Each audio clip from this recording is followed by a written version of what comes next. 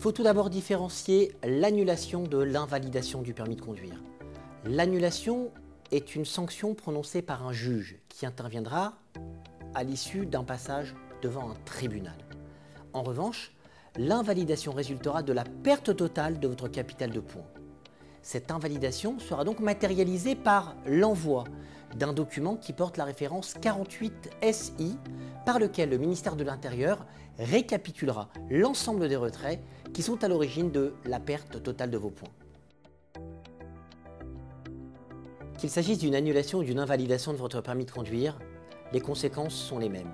En effet, vous perdrez le droit de conduire et vous ne pourrez le réobtenir qu'à l'issue d'une période incompressible de 6 mois, au terme de laquelle vous devrez repasser des tests psychotechniques et une visite médicale.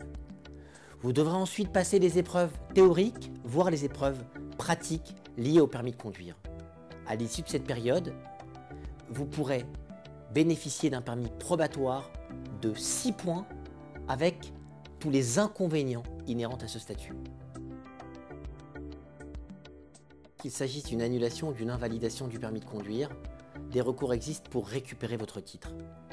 Lorsqu'il s'agira d'une annulation prononcée par un tribunal en première instance, nous aurons la possibilité de faire appel de ce jugement dans un délai de 10 jours, et ce, afin d'éviter cette sanction devant la cour d'appel.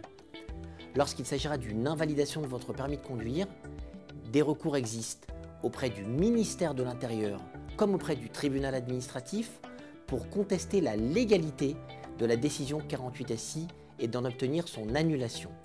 Enfin, retenez qu'il existe la possibilité de déposer un recours en référé suspension, dont le but est de vous obtenir un droit de conduire provisoire, et ce, dans les meilleurs délais.